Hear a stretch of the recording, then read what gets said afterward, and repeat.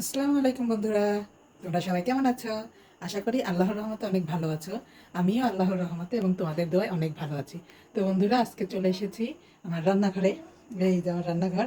আর একটা আজকে এসেছি হচ্ছে তোমাদের সাথে আমার একটা বিশেষ রেসিপি শেয়ার করার জন্য। তো এই রেসিপিটা অবশ্যই অবশ্যই অবশ্যই বাসায় ট্রাই করবা, অনেক মজা পাবা। বুঝছো, আমি তো অনেক মজা পাই এই রেসিপিটা খেয়ে। তো তোমরা অবশ্যই এই রেসিপিটা বাসায় একবার ট্রাই করবা। তো এই রেসিপি বানাইতে কি কি লাগতেছে আর কিভাবে কি করতে হবে, চলো তোমাদেরকে দেখিয়ে দিই। তো এই রেসিপি করতে প্রথমে হচ্ছে একটা কড়াই নিবা, কড়াইতে তেল দিবা, তারপরে চুলাটা এভাবে টুস করে জ্বালিয়ে দেবা। ঠিক আছে, এই যেভাবে জ্বালিয়ে দেবা, বেশি আঁচ দিবা না, হালকা একটু আঁচ থাকবে। ঠিক আছে, তারপরে তেলটা গরম হওয়া পর্যন্ত অপেক্ষা করবা। এই যে আমার তেলটা এখন গরম হয়ে গেছে, তো এর ভিতরে দেবো হচ্ছে আমি কিছু শুকনো মরিচ। ঠিক আছে, সুন্দর করে শুকনো মরিচ দিবা। তো শুকনো মরিচটা দেওয়ার পরে এভাবে সুন্দর করে নাড়তেই থাকবা, নেড়ে নেড়ে সুন্দর করে শুকনো মরিচটা ভেজে নিবা। তোমরা কে কে শুকনো মরিচ আগে কখনো ভাজি করছো সেটা অবশ্যই আমাকে কমেন্টে জানাবা। এই শুকনো মরিচ ভাজিটা সবাই করতে পারে না, খুব কম মানুষই পারে যারা বেশি অভিজ্ঞ। তো আমি আবার একটু বেশি অভিজ্ঞ, তো তাই এই শুকনো মরিচটা ভাজি করতে পারি। এটা হচ্ছে অল্প আঁচে সুন্দর করে আস্তে আস্তে ভাজি করবা। বেশি আঁচ দিলে কিন্তু শুকনো মরিচটা পুড়ে যাবে, মচমচা হবে না। বুঝতে পেরেছো? এটা হচ্ছে শুকনো মরিচ ভাজার একটা টিপস বলতে পারো, যে অল্প আঁচে আস্তে আস্তে করে ভাজতে হবে। ঠিক আছে, তো আমি শুকনো মরিচটা ভেজে নিচ্ছি। তো শুকনো মরিচটা ভাজা হয়ে গিয়েছে, এখন চুলাটা সুন্দর করে বন্ধ করে দেবো এইভাবে। ঠিক আছে, তারপরে মরিচগুলা সুন্দর করে তুলবা এরকম একটা বলের মধ্যে। বলের ভিতরেই কিন্তু তুলতে হবে, এই রেসিপিটা করতে গেলে বলের ভিতরেই তুলতে হবে, না হলে কিন্তু মজা হবে না।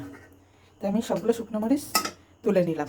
তারপরে যেটা করব, এটার মধ্যে অনেকগুলো পেঁয়াজ কুচি দিয়ে দেব। বুঝতে পেরেছো? পেঁয়াজ কিন্তু কুচি কুচি করে কাটতে হবে আর অনেকগুলো পেঁয়াজ দিতে হবে। তারপরে মরিচগুলা গরম থাকা অবস্থাতেই বোটাগুলা ছেড়ে নিবা। এই যে আমার বোটাগুলো সব বোটানো শেষ।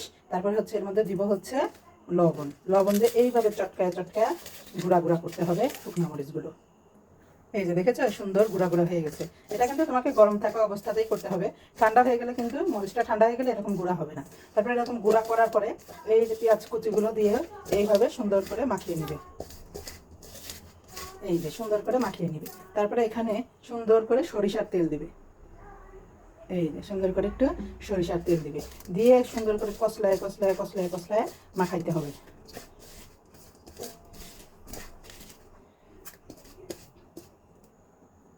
তারপরে এখানে দিব হচ্ছে কিছু পরিমাণ ভাত। তারপরে এই ভাতটা দেওয়ার পরে আর ভদ্রলোকের মতো মাখানো যাবে না, মানে এইভাবে এইভাবে মাখানো যাবে না। ভাতটা দেওয়ার পরে গ্রামের প্রাসাদের মতো এইভাবে মাখাইতে হবে, মানে গ্রামের মতো এইভাবে কষলা কষলা মাখাইতে হবে। নাহলে কিন্তু এই রেসিপিটা পুরা স্বাদ তোমরা পাবা না। এখনই আমার জিভায় জল চলে আসছে মাখাইতে মাখাইতে, তোমাদের সাথে আসলে কথাও ভালো করে বলতে পারতেছি না। এইভাবে চটকায় চটকায় মাখাইতে হবে, নাহলে কিন্তু এটা স্বাদ ওই রকম আসবে না। যদি তোমরা একটু ভদ্রলোকই দেখাইতে চাও, এইভাবে এইভাবে মাখাইতে চাও, তাহলে কিন্তু এটা স্বাদ ওই রকম পাবা না। এইভাবে কষলায় কষলায় মাখায়া, বুঝছো? তারপরে এইভাবে মুঠ বানাবা। এইভাবে মুঠ বানায়া তারপরে এইভাবে মুখের মধ্যে দিবা। পারফেক্ট, একদম পারফেক্ট। অনেক মজা হয়েছে, অনেক মজা হয়েছে। এই রেসিপিটা আসলে সবাই পারে না, প্রথম থেকেই বললাম, এগুলো সবার দ্বারা হয় না। যারা বেশি পারদর্শী তাদের বেলায় এটা সম্ভব, তাদের দ্বারাই সম্ভব। তো অনেক ঝাল হয়েছে, অনেক মজা হয়েছে। যারা ঝাল পাগল তারা এইভাবে বানায় খাইতে পারো, দেখবা যে আত্মাটা তৃপ্তি হয়ে গেছে, মনটা অনেক শান্ত হয়ে গেছে, রাগ থাকলেও রাগ কমে গেছে, মাথা ব্যথা থাকলেও মাথা ব্যথা কমে গেছে। হ্যাপি টেস্ট, হ্যাপি স্বাদ। আমি তো এখন পেট ভরে পেটে ভাত খাবো।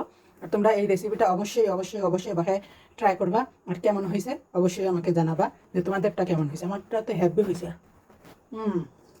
তো বন্ধুরা, আজকের ভিডিওটা এই পর্যন্তই। ভালো লাগলে অবশ্যই লাইক কমেন্ট শেয়ার করবা, আর অবশ্যই সাবস্ক্রাইব করবা, ফলো দিবা। তো আজকের মতো এই পর্যন্তই।